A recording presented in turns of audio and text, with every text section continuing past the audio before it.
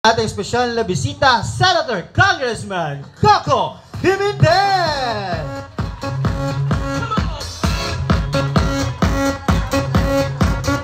Maraming salamat, Archie. At sa lahat po, magandang umaga o magandang tanghali na sa lahat. Sa Marikina Heights, and of course, andito ang ating leader sa lungsod na Marikina. Walang iba ang aking hinahangaan, Teacher Stella Kimbo.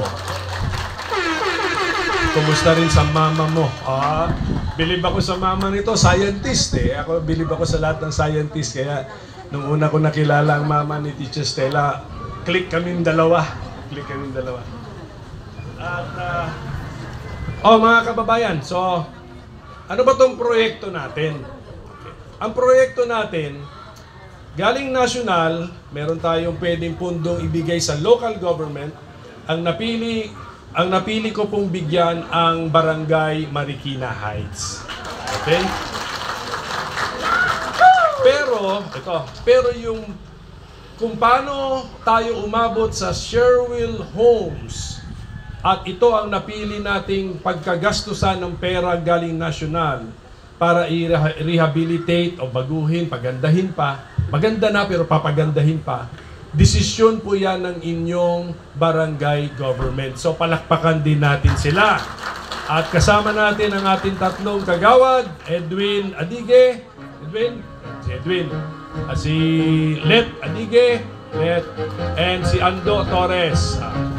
Si Ando, na-mention ni Ando yung aking may bahay, si Kat, ito po nasa litratong ito, siya po ay Di Guzman.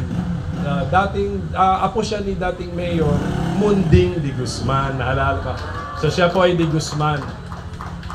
Siya talaga ang lumaki sa Provident Village. Ako naman dito lumaki sa ating lugar. Actually, kung di nyo alam dito. So, familiar tayo rito sa lugar natin. So, yan po yung ating history at kayo na Sherwill Homes, HOA, kayo na ang nagsabi siguro sa barangay na ang nagsabi sa DPWH kung ano ang pagkakagastusan natin sa halaga para ma-improve ang ating HOA building. So, andito ang ating DPWH officials, sila po ang magiging responsable sa final product ng ating proyekto. Andito ang mismong chief ng construction section nito ng DPWH ng Engineering District na sumasakop sa Marikina, Engineer John Renz Valenzuela. Yun si Engineer. Kasama ko si Engineer. Nung isang araw ng Engineer, kasama tayo. At ang ating project coordinator, Engineer Valentin de la Cruz. Yan. Matangkad. Nainitan. Yung iba, yung kahapon, galing ako sa Nangka. Ang project, ang gusto nila sa Nangka, kagawad, nilagyan nila ng yung kanilang bubong para siguro nga hindi na kailangan magpayong.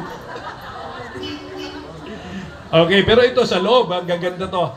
At ang ating project inspector, Engineer Janine Pangilinan. Yan, si Janine. So yung mga detalye dito sa project description, galing na po ito sa inyo, sa HOA at saka sa barangay. So basta ang ending natin, magiging enclosed yung taas para magamit na. At sabi ni Engineer Valentin, meron ding air conditioning unit kasama. At itong ating first floor. Ito may gagawin din ata rito sa first floor. Sige po. So, just enjoy the project. Sana mapakinabangan po ng HOA. At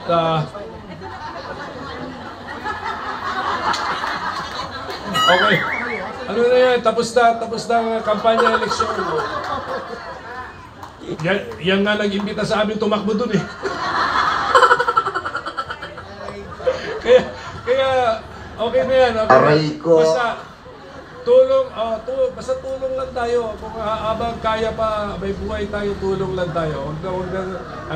Okay, so Sherwill Homes, so congratulations sa inyo.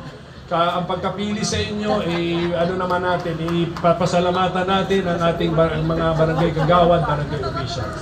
So, salamat sa presence din ng Kuwangko homeowners. Sa kanila kayo magkwento, ano bang kailangan natin tulong doon. Kahit pag-graduate, ano na petsa ngayon? June, 20. Sa 10 araw, stop na ako maging senador. Okay, tapos na. Pero siyempre may mga kaibigan naman tayo doon. Kahit yung mga pabalik doon, kaibigan natin. So tignan na lang natin paano tayo makatulong. Anyway, dyan naman din siya, no? Dyan pa si Miro. O with Miro, and then pagtulungan namin lahat ng pangangailangan sa District 2. Okay? So muli, okay, congratulations everybody at maraming salamat po sa inyong mainit na pagtanggap sa akin. Thank you po.